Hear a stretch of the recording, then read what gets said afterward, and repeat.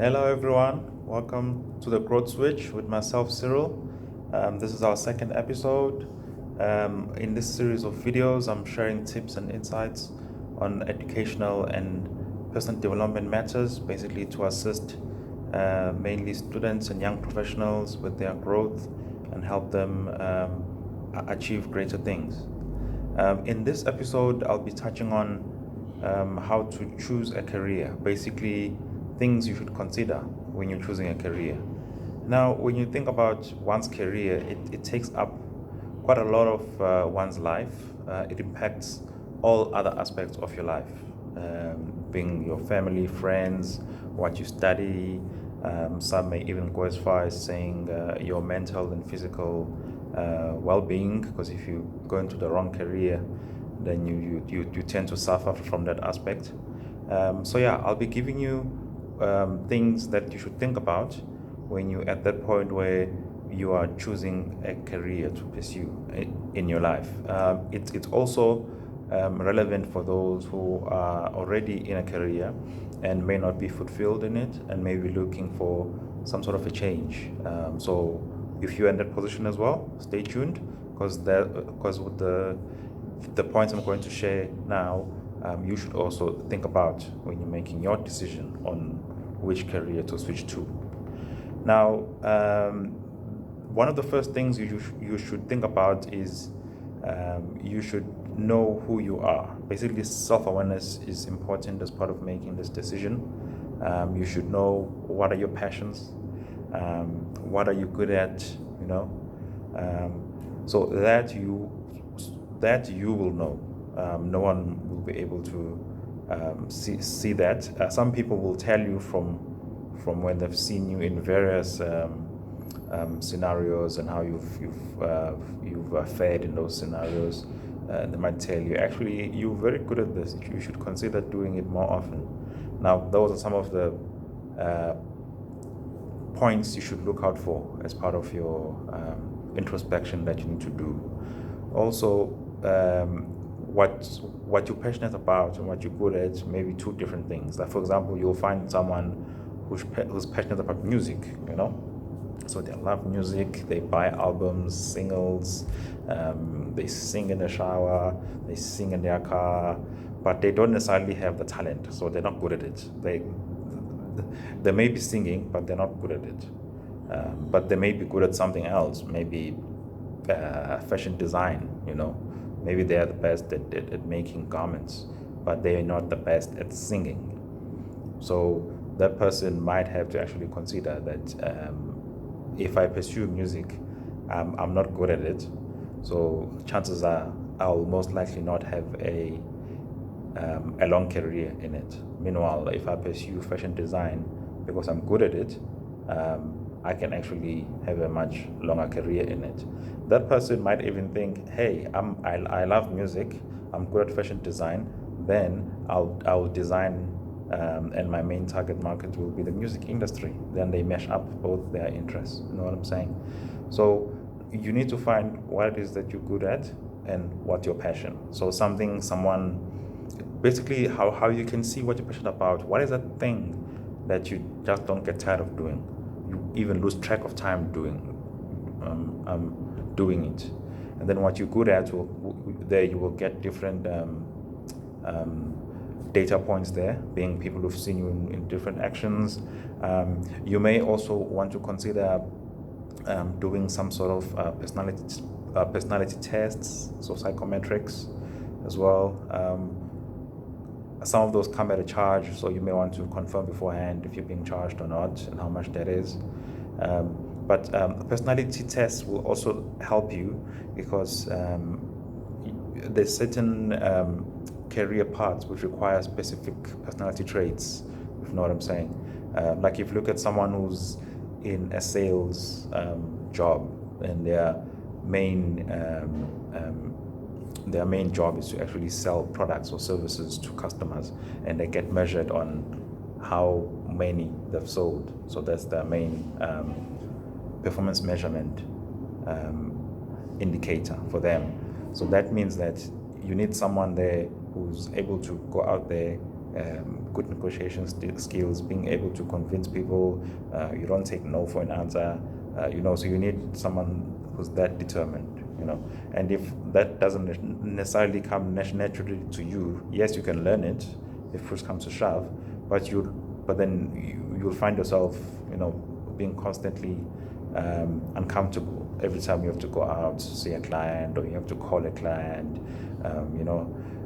So yeah, your personality is very, very important there. What's also very key is not only to look at your passion and what you're good at, but to also look at what the market is demanding at that point.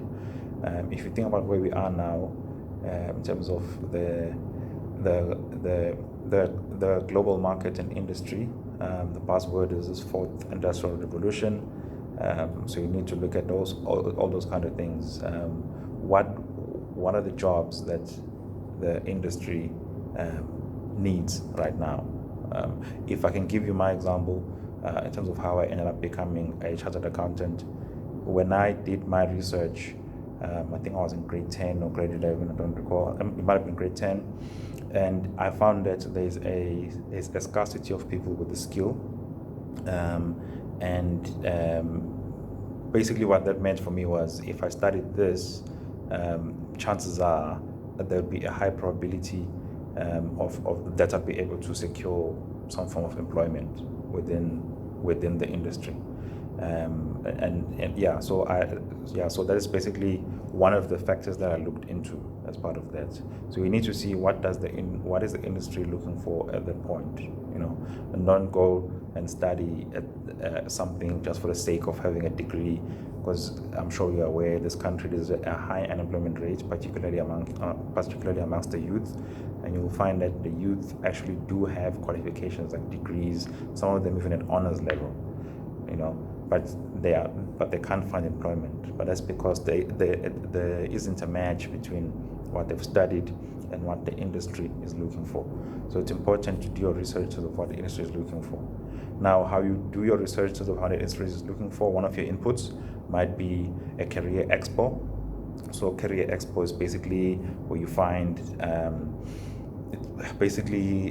many organizations, so companies, career guidance organizations come into one place for like a day or a number of days, depending on how long that expo is going to be around for, and they basically exhibit, saying that these are the people they're looking for, the group of people with this kind of skill in the companies.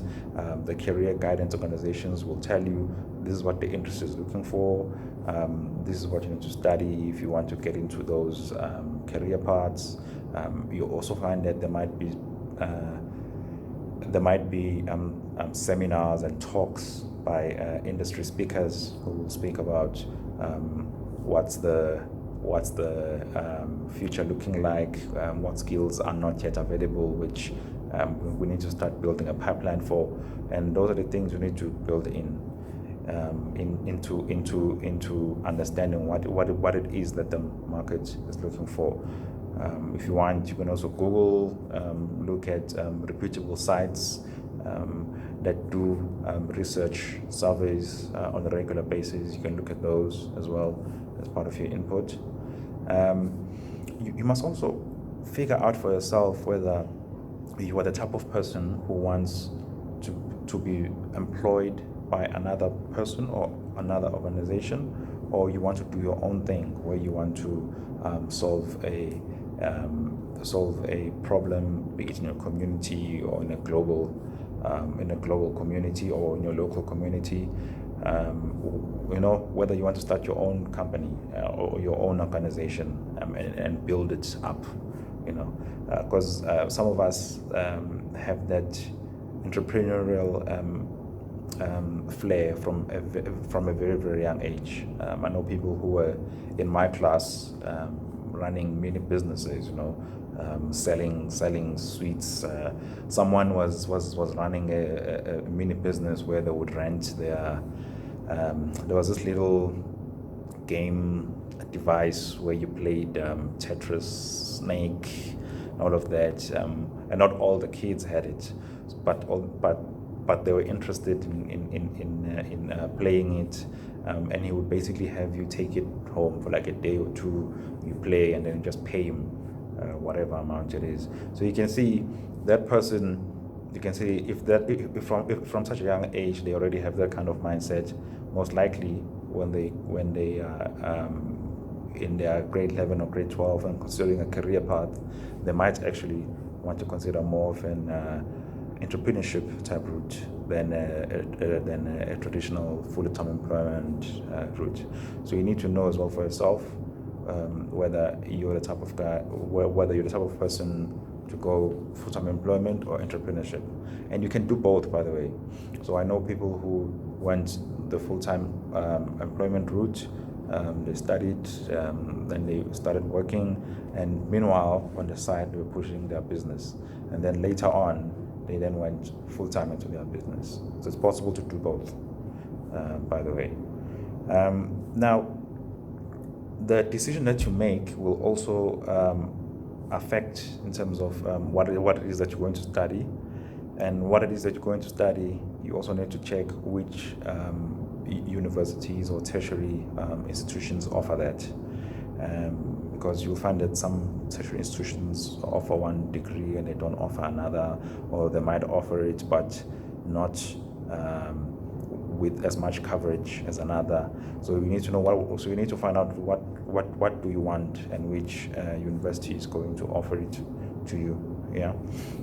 Also linked to that, if you need to study something, do you have the money? Are you going to need someone to support you financially, either through a bursary or a scholarship, or some financial aid support, so like NSFAS? Are you going to need that? And if you are, then you need to start researching all of that. Who provides that for the field that you want to study? What requirements do they have, so that you know what to start working on. I will touch on how on the tips on what you need to think about if you want to get a bursary. I'll touch deeper on it later in the series in one of the episodes.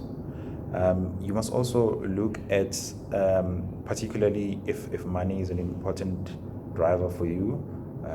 I know, particularly if you come from an environment where you come from disadvantaged environment, it's a poor environment, so you need to support not only yourself but your family members as well. I can say for myself, I said earlier, one of my inputs to becoming a CA was the high probability of landing a job. Number two, which was the pay potential of the CA profession. When I did research into it, and I looked at my family situation, and it was one of the things that actually drove me to the profession. So if pay is key for you, you must look at salary surveys. Pay Scale has one. Robert Walters has one, and there's a few others that you can just Google. Look at reputable salary surveys done by recognized companies. Just look at those and see the pay potential of the career path you want to go towards. So if that's a key driver for you, you need to do that, so that you don't find out down the line when you've done all this studying that, actually this is the ceiling that I can earn in this profession, and I actually need to earn a bit more due to my circumstances, or so make sure that you do that beforehand. You might also want to do some job shadowing or vacation work if possible. So I mean, just for example, if you're going to study some mining qualification that's going to have you being based at a mine, perhaps going underground and doing all of that, do job shadowing where that is actually done. So if you know someone who's in the line of work, or you know someone who can put you in touch with someone, this is where networking is also key. You need to use your networks. If you know that Cyril is in finance, but one of Cyril's friends is in mining, ask Cyril, can you speak to your friend, see if I can come there for a day or two. I can just shadow him, and then I can just see how this works in practice, because that will also be another data point for you to give you some insight. So you see firsthand how it works. You're actually seeing your future there. And if you get there and you're like, actually, I'm not liking this, that is one of your inputs into making that decision. Also linked to that is see if you can find a mentor. So if you've decided that, okay, this is the path I'm going, see if you can find someone who can offer you some form of mentorship. So someone who can guide you in your studies. When you're studying, they can give you more practical advice into the career path and what you need to do to get in. And basically they basically help you along the journey if you have challenges, because they've been where you've been, then they can give you some practical guidance and tips and tools that will help you along the way. I'll touch more in another episode in the series as well on the topic of mentorship, because it's quite a big one. So I'll touch on that in another episode. Now, after having done this and you find that actually you've studied, you've gone into this profession and this career, at first you may start enjoying it because it's something new, and then after a while you realize, actually, this is not what I thought it would be, this is not what I want to do. Well, the good news is you can change careers. I know people who have changed through careers either within the same field or they've gone to completely different fields. So for example, I know a lady who worked in an investment bank, top tier investment bank in the country, was comfortable job, making a lot of money, but she was not fulfilled because it wasn't something that she enjoyed. So, and what she wanted to do was to be in recruiting in a recruitment agency. And work in that, and that's what she did. She left the investment bank, went into a recruitment agency. Granted, she took a pay cut, and that's something as well you need to consider as part of your transition, that especially if you move from one field to another, you're basically going to have to almost start from the bottom, per se, where you learn, basically catch up to your colleagues on the other field. So you must bear that in mind, but it's possible, it's there, it can be done. I know someone who joined a corporate organization, office-based, and they found within a few months this is not for them. This is not what they thought it would be. They actually like dealing with people, moving around, meeting new people, and they left and they pursued a job as an estate agent, and now they are thriving. So it just goes to show you, once you make that choice, you're not necessarily stuck in that choice. You can always evolve your career over time.